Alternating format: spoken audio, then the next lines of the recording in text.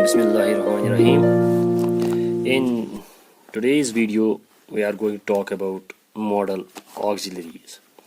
We have already talked about primary auxiliaries, so now we will talk about modal auxiliaries. Modal auxiliaries or modal verbs. They can be called modal auxiliaries or modal verbs. So, modal verbs modal verbs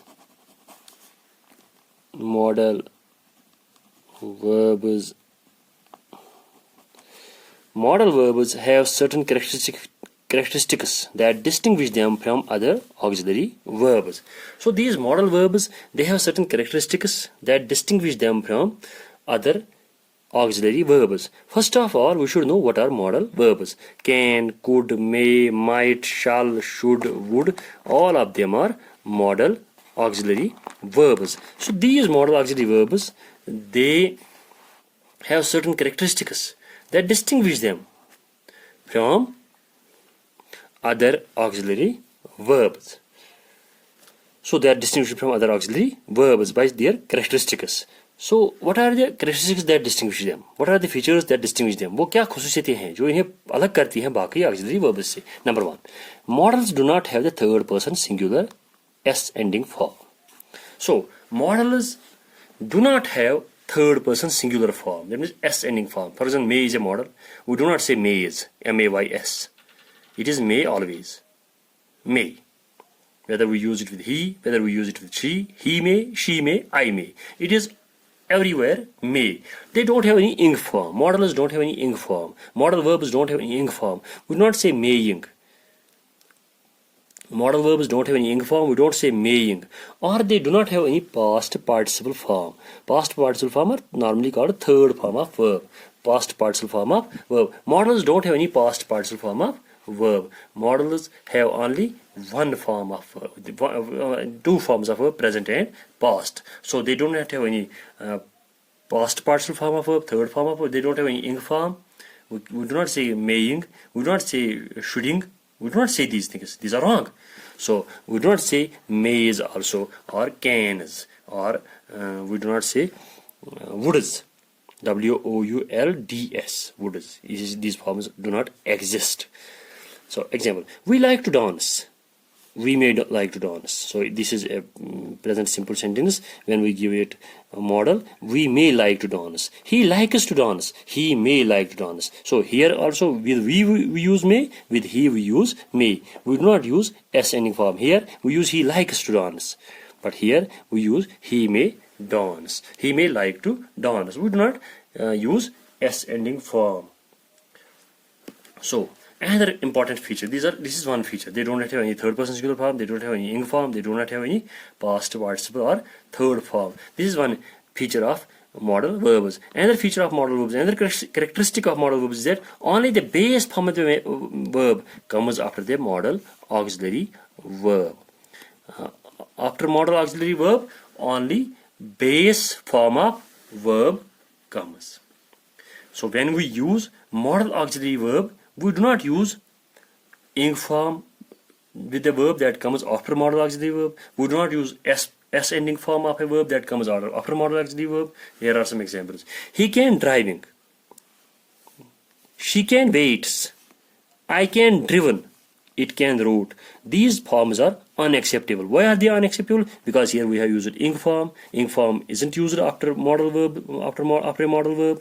Here we have used s ending form. S ending form isn't used after a modal verb. Here we have used en form or third form or past normally called a past participle form. Past participle form isn't used after a modal verb. It can wrote. Here we have used second form. Second form isn't used after a modal auxiliary verb. So these forms are unacceptable. They are not acceptable. They are wrong because after modal auxiliary verb only base form of verb is used. Base form of verb. Base form of verb. This is base form of verb. It can be so. It can be so. This is acceptable form. This is acceptable. This form is acceptable because it uses base form. Here be is base form. Be is used, so this form is acceptable. All the above forms are unacceptable. Up to this they are unacceptable, and this form, this with the sentence with which I have put a tick, this sentence is acceptable. So this is second feature of modal auxiliary verbs. Only base form is used after modal auxiliary verbs. Third feature, what is the third feature? The main function of modal verbs is modification of the meaning of the main verb. This is important feature. Another important feature, the main function of modal verbs. What is the main function of modal verbs? What function do they perform? They perform the function of modification of the meaning of the main verb. So the main verb that comes after modal verbs, which always comes in base form, the main verb after modal verb comes in base form. It comes in dictionary form. It doesn't have s form with it. It doesn't have en form, third form with a third form of it. It is never a third form of verb. It is never an ing form of verb. It is never a second form of verb. So here is an example. The main function of the of modal verbs is modification of the meaning of the main verb. He can go. This is permission. He can go. This is permission. He may go. This is possibility. He shouldn't go. This is advice. So we have used only one kind of verb. Go, go, and go. 3 times we have used it in 3 sentences. We have used it in 3 sentences, but in 3 sentences there are 3 different meanings. So the verb gets modified. Its meaning gets modified. He can go. This is permission. He may go. This is possibility. He shouldn't go. This is advice. So fourth feature of modal verbs. One modal auxiliary can express several meanings. Only one modal verb can express several meanings. One modal verb can express several meanings. One modal verb. A single modal verb can express several meanings. For instance, can. I can eat a whole chicken in 2 minutes. I can eat a whole chicken in 2 minutes. This is can here. It shows ability. Can shows ability. I can eat. I have ability to eat. I can eat a whole chicken in 2 minutes. Can you lend me your pen, please?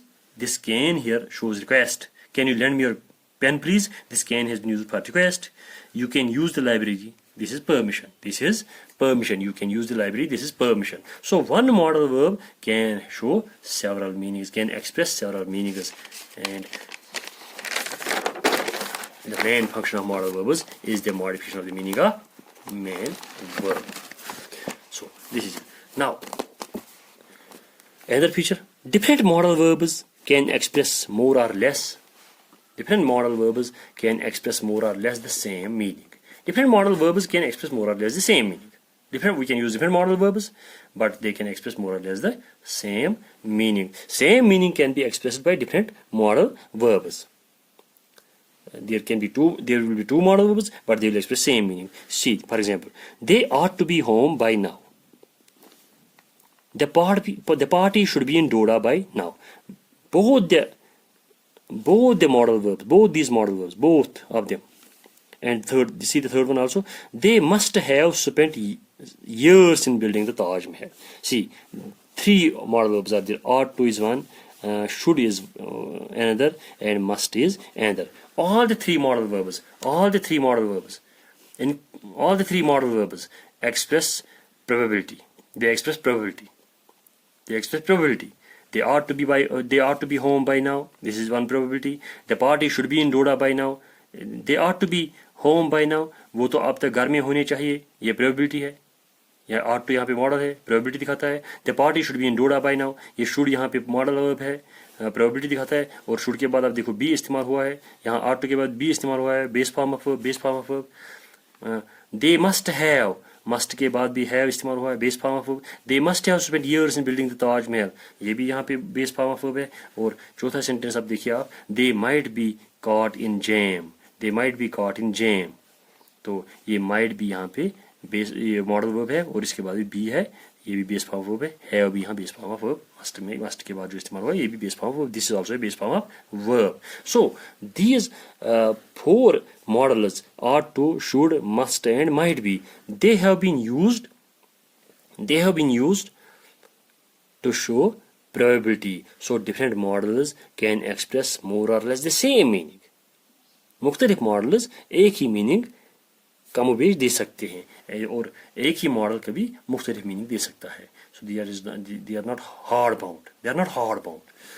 So now uses of modal auxiliaries. So today we will talk about only we'll talk only about 2 or 3 models, and rest we will do in the next video.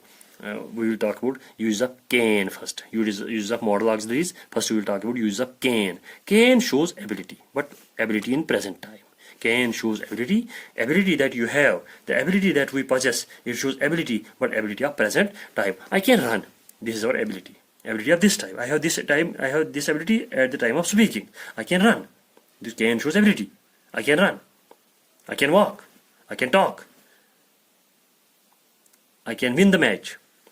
She can dance very well. She can dance very well. It is also present ability. Now, use of could. Could. Could shows past ability. Can shows present ability. Could shows past ability. The ability that we had in past. We no longer have. We have no longer. We do not have it now. We no longer have it. I could not sing well when I was a child. I could not sing well when I was a child. So this means when I was a child, I could not sing well. This time I am not a child. This time I am not a child maybe, and this time I am singing. I can sing this time, but I could not sing well when I was a child. So this is past ability. So I did not have the ability in the past. May. May shows permission. May shows permission. Permission seeking and giving. If we ask for permission, seeking means asking for permission, and if we give permission, it is used for both kinds of permission. Seeking and giving. Seeking and giving, both kinds of permission. In both kinds of permission it is used. May I come in, sir? Yes, you may come in. May I come in, sir? I am asking for permission. Now somebody is giving me permission. He says, yes, you may come in. He is giving me permission. He is giving me permission. Now another use of may. May shows possibility, factual possibility. May shows possibility. May shows possibility. It shows possibility. It shows possibility. May is used for possibility. The sky is cloudy. It may rain. The sky is cloudy. It may rain. The sky is cloudy, so there is possibility of raining. There is possibility of raining because the sky is cloudy, so it may rain. This is possibility. She may become Miss Universe. This is possibility. She may become Miss Universe. So this is for possibility. Now, this is factual possibility. It is a fact. It is a fact. These can be facts. Because the sky is, she may become, she is in the contest. She may become. She may become, she is in the contest.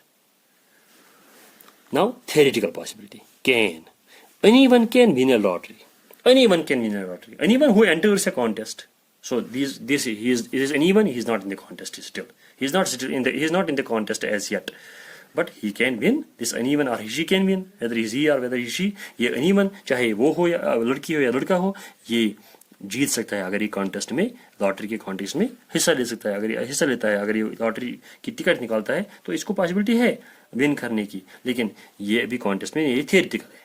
ऐसे ही हम कह रहे हैं. इसी तरीके से any girl can become miss universe. Any girl यहाँ पे दिखा था मैंने शी में बिकम मिस यूनिवर्स. शी में बिकम मिस यूनिवर्स. यहाँ पे ये फैक्चुअल पॉसिबिलिटी है कि शी ये जो शी है ये कॉन्टेस्ट में है. Any girl can become miss universe. Any girl who enters contest who works hard she can also become miss universe. So this is theoretical possibility. Can used for theoretical possibilities. So can is used with theoretical possibilities which is theoretical only, which is not factual, which is not a fact. The person is not in contest. As here the person is not in contest. May expresses wishes and prayers also. These type of sentences, optative sentences. So where does may express wish? Where does may express prayers? These type of sentences, optative sentences, start with may and end at exclamatory mark. Exclamatory mark. This is exclamatory mark. These, when may expresses wishes, when may expresses prayers, in these type of sentences which are called optative sentences, we use may at the beginning and we end such a sentence at an exclamatory mark. This I have written here. These type of sentences, that is optative sentences, i.e. these type of sentences, i.e. optative sentences, start with may and end at exclamatory mark. As example, may you live long. This is may beginning and may you live long. This is an exclamatory mark. This is a prayer. This is a wish. May your path be blessed. May your path be blessed. This is also a wish. May God bless you. This is also a wish. May Allah save us. This is also a wish. So may is used with wishes. May is used with wishes. May is used with prayers. But in such sentences, may is used at the beginning, and we end this sentence with an exclamatory mark. We do not end such sentence with a question mark, as I have already talked in primary auxiliary verbs. There I have talked about that we use when modal verb or auxiliary verb, primary auxiliary verb, when they are used at the beginning of a sentence, we end that sentence with a question mark. But in wishes and prayers with may, this is an exception. Here we do not end a sentence with a question mark. In when may expresses wishes or prayers, in those sentences, in such kinds of sentences, we end a sentence with an exclamatory mark, and such sentences are called optative sentences. Now might also shows possibility, but might shows a remote possibility. It shows remote possibility. I might be a principal next year. So this is a remote possibility. Next year. It is not urgent. It is not immediate. It is not immediate possibility. It is not urgent possibility. It is a remote possibility. It is a remote possibility. I might be a principal next year. He might reach India after 4 months.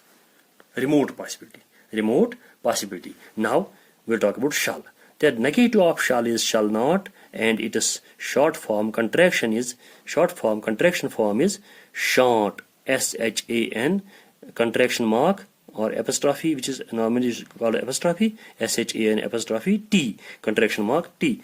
And shall not, and shall not is the negative, and short form negative is shan't. Intention, it expresses intention. First person, intention of first person, I and we. It shows intention of first person, I and we. I shall not come to the party. It is my intention. I shall not come to the party. I shan't come to the party. We shall let you know. It is our intention. We shall let you know. Shall is used in legal language. Shall is used in legal language. In legal language it is used. The students shall bear their I cords with them. The students shall bear their I cords with them. This is legal language. The students shall bear their I cords with them. This is legal language. Legal. It is legal point. So this is legal perspective. They have to come with I cords. As law binds them to do so.